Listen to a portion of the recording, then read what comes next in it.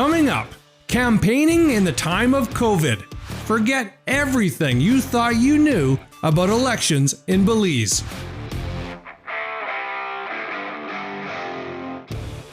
You're listening to Brent's 2 Cents, the semi-serious thoughts of a guy in Belize. And now here's the host of this podcast from somewhere in Belize City, Brent Toombs. Hey, welcome to the podcast for the week of October the 5th. Now, to begin, let me point out that this podcast was recorded on Sunday, October the 4th. And it's important that I mention that because everything I'm about to say could be out of date by the time you hear this episode. First of all, COVID-19 cases continue to be reported at an alarming rate. Well, at least it's alarming to me, but clearly it's not that alarming anymore to a lot of people in Belize who seem to have decided that they are simply over social distancing and following regulations. The seawall in Fort George is apparently the new hangout spot in Belize City, and the basketball court in my neighborhood was very active this past weekend. And I should mention that that court is directly across the street from a police station. Now, people are still wearing masks in public, but noses are making a comeback, at least based on the number of noses I saw peeking out above masks as I shopped for groceries on Sunday morning. And why this pisses me off so much is that the virus is not going away as long as we continue to decide that 3 or 4 weeks is the longest that we are willing to stick with the program. So not only are we seeing an average of about 50 cases every single day, but we currently have more than 700 active cases of coronavirus in Belize right now. So basically, the entire country is a potential super spreader event just waiting to happen. Remember, we only had about 50 cases total when the situation blew up back in August. So just imagine what would happen now if restrictions on gatherings either get loosened, or as it appears is happening already, authorities just decide to turn a blind eye to violators. Imagine what would happen when the election is finally called, if police get directions to ignore the law prohibiting gatherings of more than 10 people. And that's what I really want to talk about this week. The election, when it might get called, what day it might be, and how the pandemic could change everything we know about election campaigns in Belize. Now, I mentioned at the start of this episode that I'm recording on Sunday, October 4th. And that's important to note because the PM could call the election by the time you hear this. And, well, that would sort of mess up a lot of what I'm about to say. First, we've all been expecting the election to be held on November the 4th. And that doesn't seem so likely anymore. The campaign must be at least 30 days. So unless the day Parliament is dissolved counts as day 1, or polling day counts as day 30, the window on November 4th just closed. Now, the PM could prove me wrong and call the election just hours after this podcast drops on Monday morning, but I don't think that's going to happen. Now, the best indication that the election call is imminent is that the UDP is having a big virtual shindig on October 8th to officially confirm Patrick Faber as their new leader. UDP Chairman Michael Parafit kind of muddied the waters when he denied that Faber was taking over from Dean Barrow as party leader at that event. You see, Barrow is on the record saying he will remain as PM until the election. And by remaining PM, I think that also makes him the party leader, at least until Parliament is dissolved, which, according to the UDP Constitution, their leader-elect automatically becomes the party leader at that time. So what this all means to me is the probability of Dean Barrow calling the election on or before October 8th is very high. And if that happens, the next big question is, what date will he choose for the election? I think the most logical date is November 11th. First, because it's a Wednesday, and elections have traditionally always been held on Wednesdays. Second, November 11th is Remembrance Day, which many argue should be a public holiday in Belize, as it is in many other Commonwealth countries. So the government can kill 2 birds with 1 stone by declaring Election Day a public holiday. Now, the PM could choose a date further in the future than November 11th. In fact, he could legally decide to have a campaign that lasts up to 90 days. But I don't think either the UDP nor the PUP wanted an election campaign that lasts one day longer than required by law. The reason being, neither party can afford a prolonged campaign. In any other previous election cycle, we would have already been bombarded by campaign ads during the local news every weeknight. But other than a few ads regarding party events, there's been virtually no political advertising on local TV yet. Certainly nothing from individual candidates. The easy answer for that is politicians simply don't have the financing that they've had access to in previous campaigns. And that's just the first big difference we are going to see in 2020 compared to 2003, 2008, 2012, or 2015. Now, I am sure both parties have their war chests, but the size of those chests is no doubt much smaller than normal. And not only that, but they need to be careful about how they demonstrate just how well funded their campaign may be, especially the ruling party. In 2012 and 2015, the UDP was able to roll it with millions and millions of Petro-Carib dollars. And while some people like myself took offense to seeing public money being spent to win elections, most Belizeans just accepted that as business as usual, because that's what it was, business as usual. Every incumbent party since self-government has enjoyed the benefit that comes with controlling the public purse at election time. But 2020 is different. The UDP can't suddenly start spending millions on an election when the UDP government has been asking Belizeans who have been unemployed for months thanks to COVID-19 to get by on just $75 per week. Meanwhile, over on the blue side, if the PUP suddenly has access to endless financing, it will be assumed that Lord Michael Ashcroft is underwriting their entire campaign. And everyone knows that Ashcroft does nothing without expecting return on investment.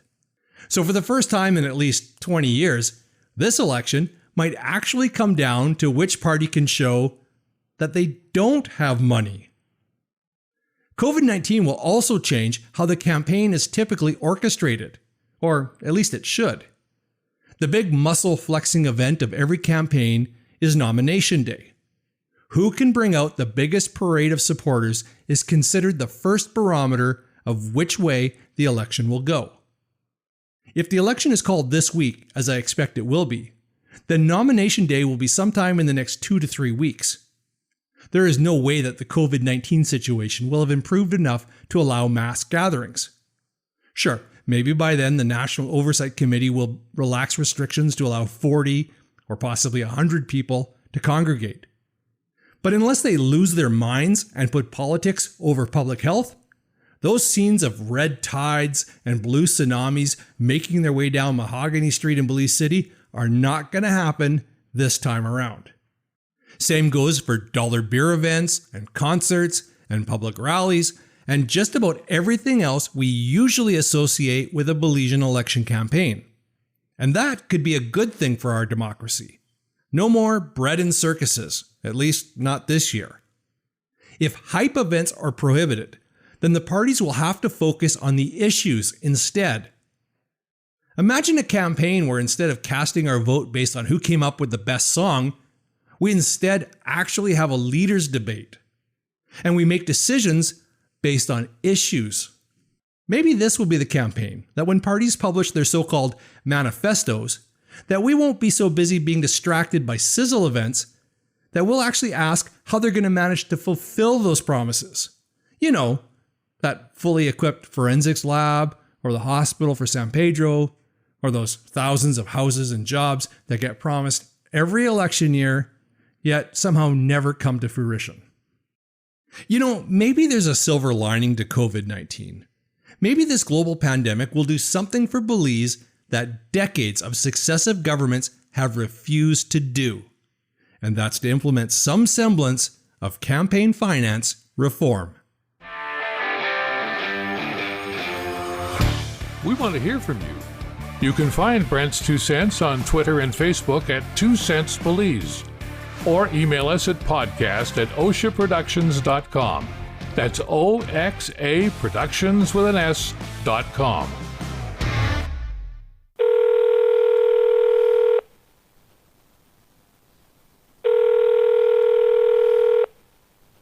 Your call has been forwarded to an automatic voice message system.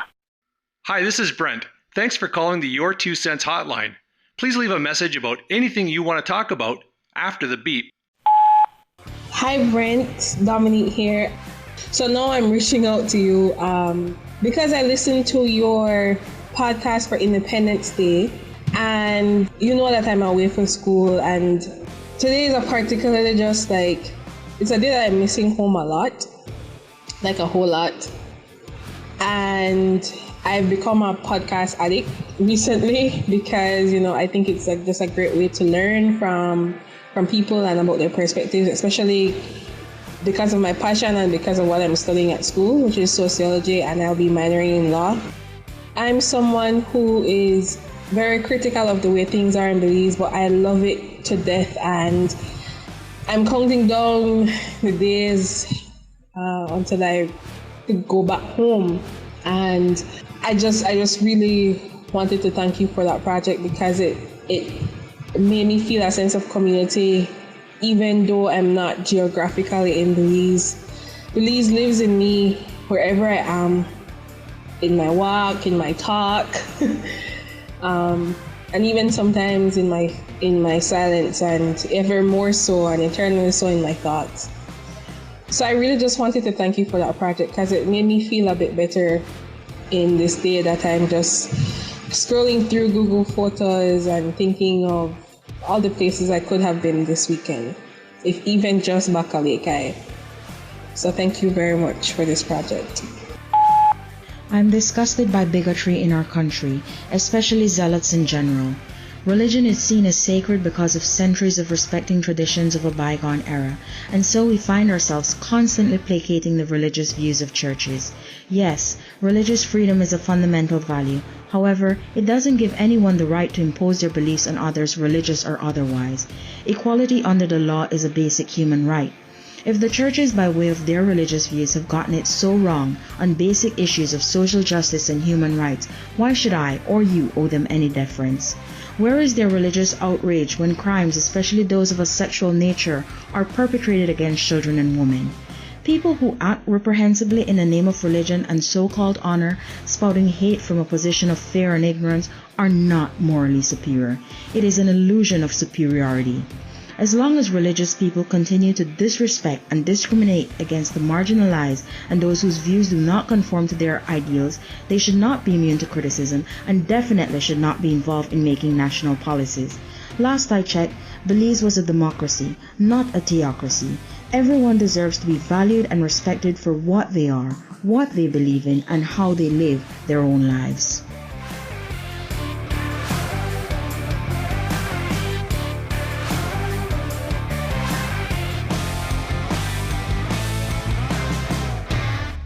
Okay, time for some good news. Or maybe in this case, some bittersweet news. Last week, Mrs. Kim Simplest Barrow, the spouse of the Prime Minister, officially closed the office of the Special Envoy for Women and Children. And no, that's not the good news. Well, maybe it came as good news for certain members of the alt-right religious community. But no, the good news is what Kim Simplest Barrow was able to accomplish during her 12 years as Special Envoy. Now, her position could have easily been ceremonial. Let the PM's wife cut a few ribbons and host a few events from time to time. But that's not who Kim Simplest Barrow is. Now, for the sake of full disclosure, I must tell you that my company was hired from time to time to produce some videos for the office of the Special Envoy. But that's not why I have so many good things to say about her. Rather, that's why I can vouch with complete confidence about the tremendous job she did for women, children, and other vulnerable populations in Belize, including sexual minorities. Kim cares about making Belize a better place, a more just place, a place where people can be free from discrimination and sexual abuse and gender-based violence. For 12 years, she took on issues that a lot of Belizeans were not ready to deal with yet. Even issues that ruffled feathers in her own husband's government, like offshore drilling and the constitutional challenge to Section 53. She did not even shy away from publicly calling out people in or close to the Prime Minister's cabinet whenever they crossed lines that we should no longer be tolerating. Mrs. Barrow also raised millions of dollars to build the Inspiration Center and the Neonatal and Pediatric Intensive Care Unit, so that Belizean children and their families now have access to world-class healthcare facilities that once seemed unobtainable in a small developing country like ours. She led the effort to finally get our sexual offenses laws amended in 2013, so children are now better protected, including boys who had been left out in the previous version of our rape law. Now, to be clear, those efforts started at least as far back as 1998, but it was the Office of the Special Envoy that finally dragged that legislation across the finish line. Mrs. Barrow was also responsible for getting a cybercrimes bill passed, which, among other things, will now finally make it illegal to share unauthorized nude photos and videos. One of her lesser-known legislative efforts was to get a law passed that creates a national policy for radiation, which will now allow Belize to access the equipment and technical support in order to begin providing radiation treatment for cancer patients in our country. Now, for the sake of time, I'm not going to list every achievement of the Special Envoy for Women and Children. But let me say this. Belize is a better place than it was 12 years ago because of the efforts of Kim Simplice Barrow and the efforts of everyone she was able to organize and inspire to get stuff done. And everything that got done was done without Mrs. Barrow having a budget or drawing a salary. She was never deterred by the constant public criticism that came, regardless of what she did or didn't do. Not even stage 4 breast cancer and a near-death experience could stop her. Now, I've heard people say the difference between friends and acquaintances is that friends are acquaintances who share your values. And so that's what makes all of this personal for me. Kim Simplice Barrow is not just an acquaintance or a client. She has become my friend because we share the same values. So Kim, thank you for everything you've done for Belize as Special Envoy for Women and Children. I'm sure we haven't heard the last from you.